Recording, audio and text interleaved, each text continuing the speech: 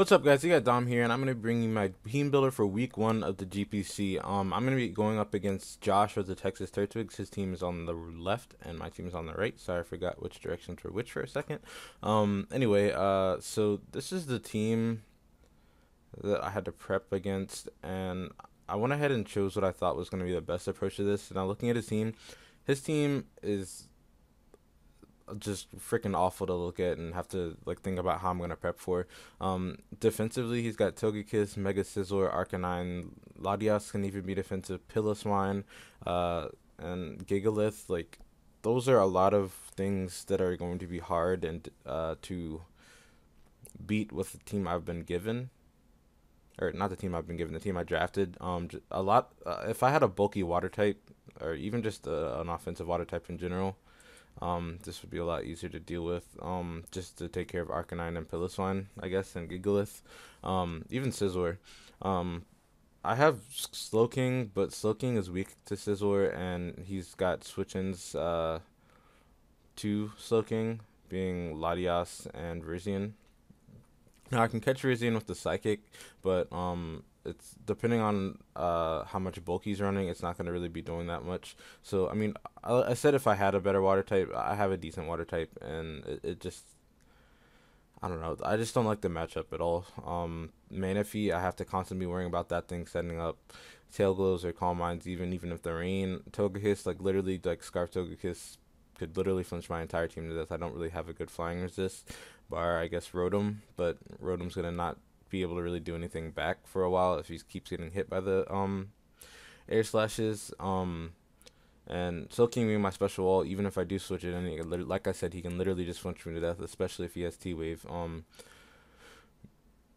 Mega Sizzler, the only things that are really going to be able to plow through that are pretty much nothing. Mandibuzz gets Heat Wave, Blaziken. Blaziken's pretty much my only answer to that.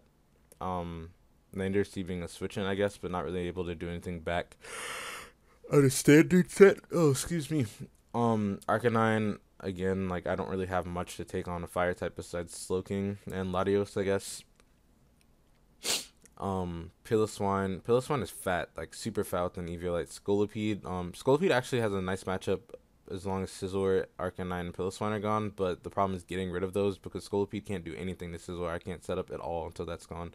Landorus T, he's got a Togekiss, which pretty much neutralizes Landorus T, as well as Rizian, which can take Earthquakes, and even Latias. It's just this is a really hard team to prep for. Manectric is actually a pretty nice threat if he has it scarfed or something like that. But anyway, I'm gonna get into the team builder, what we actually went ahead and decided to go with. Let me bring that back up. I decided to go with the special Landorus, so the expert build actually. I'm running enough speed to outspeed max speed Togekiss, because if he's outspeeding me, then he'd be scarfed and it wouldn't matter anyway. Running Earth Power. Earth Power is to hit Arcanine and Manectric, obviously very hard. Sledge Wave is for Togekiss, and Hidden Power Fire is just to switch in on Sizzler. And obviously I don't think he'd stay in on Landorus of the Sizzler, but if he does choose to do that, I have the Hidden Power Fire I can go ahead and do. And then U-turn, just obviously to keep up momentum. I've got minimum investment in HP just because I wanted it to be able to hit hard and break through his walls. And like I said, the speed investment. So this is a more offensive build on Landorus. Slowking is going to have Ice Beam for his Dragon, for Latias, Rizian, and Togekiss. Flamethrower on the Sizzler switch in case he does that in Scald, just because burns are really nice here, and then Slack Off just to stay healthy. I've got enough speed def investment to live 4 air slashes from the bulkier variant of Togekiss.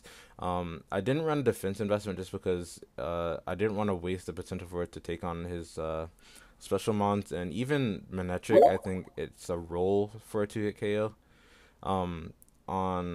I know he can live a Volt Switch easily, but I believe it might be a roll for the Thunderbolt to kill if he's not if he's not modest. So Gigalith, obviously Scald is going to be able to take care of that.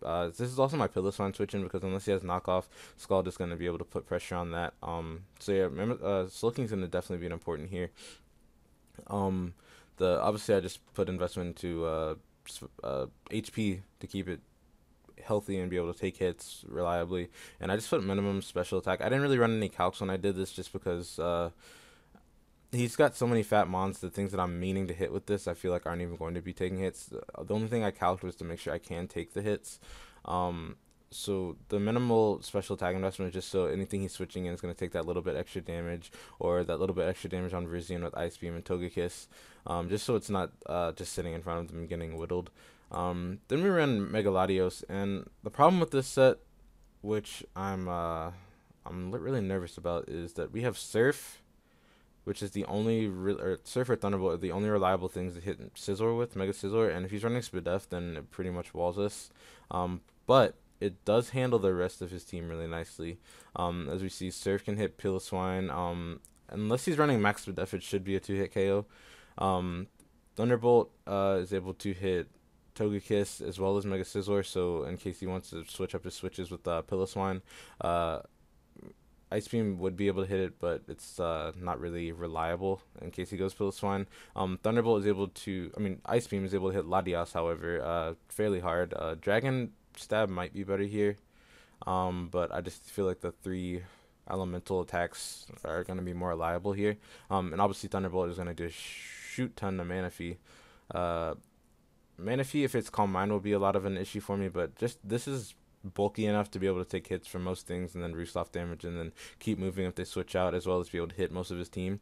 Like I said, the only thing we're worrying about is Scizor at this point, but I feel like Landorus and Blaziken, between those two, should be able to take care of Scizor. Rotom here is actually my dedicated switch into Togekiss. I put Trick on it because if he decides to go into Piloswine or Togekiss, I can Trick it, and it'll kind of render it null and void, as well as Arcanine, so in case he brings a defensive variant, it'll make it easier to take out. Even Manaphy's not really something I want to trick, but let's say he's right in front of me and I go for a trick, then he'll get tricked either into an attack or a tail glow, and when he has to switch out, then he won't be able to set up with that at all.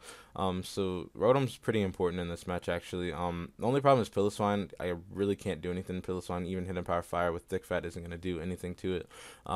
So like I said, this is a really tough matchup because almost every mon has something that comes in and kind of renders it null and void. But as long as I'm able to Volt Switch and predict right, between Manectric and Piloswine, it's going to be really hard to do that, but it'll just come down to predictions, I guess.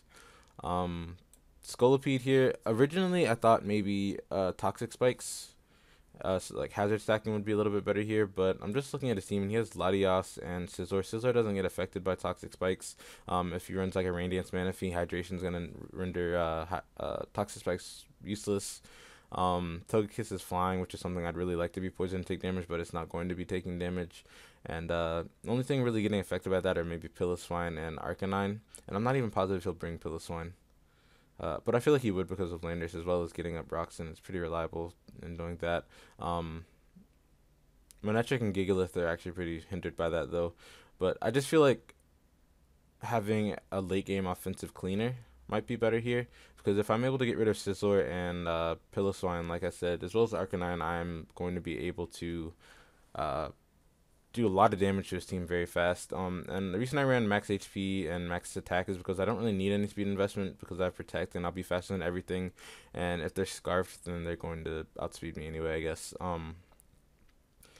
I ran Endeavor on this just because if this gets low, and the Focus Sash, if he gets rocks up, the Focus Sash is going to be kind of rendered pretty much pointless, unfortunately.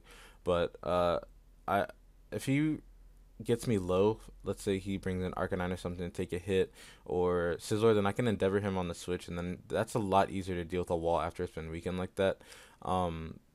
Just in case the battle doesn't go how I want, and he stays he's able to keep these 2 months healthy. So it's definitely gonna be something that either may work and just be, it's pretty much hit or miss. That's what I'm trying to get at. So yeah, that's Scolipede, and then we've got a Blaziken with a Salac Berry and Blaze. Originally I had Substitute, but then I thought about the fact that Togekiss is a little bit more of a problem than I thought it. Then Togekiss is a little bit more of a problem than I'm letting it on to be. So I decided Poison Jab might be a little bit better, just in case he switches in, because his primary switch into a fighting type move is going to be High Jump Kick. High Jump Kick is going to be Togekiss, so I figured I can catch Poison Jabs on this switch, as well as Toxic Arcanine if it decides to switch in. And Flare Blitz is literally just a nuke against Sizzler. I'm thinking maybe Flamethrower might be better, but I really just like the damage that Flare Blitz puts out in case he does make a switch into something else. Flamethrower is going to be kind of underwhelming against anything else that switches in. So that's going to be pretty much the team. Hopefully we're going to be able to pull off a win. Like I said, our matchup is really, really bad, and it's pretty scary. So I don't have the most confidence going in. I'm a bit nervous. But like I said, we will see how this goes, and hopefully we'll be able to pull off a win. So thank you guys for watching. I hope you guys enjoyed the team builder, and wish me luck on the rest of the GPC. Wish me luck on my first week battling against Josh. So I will see you at the battle, Josh, and peace.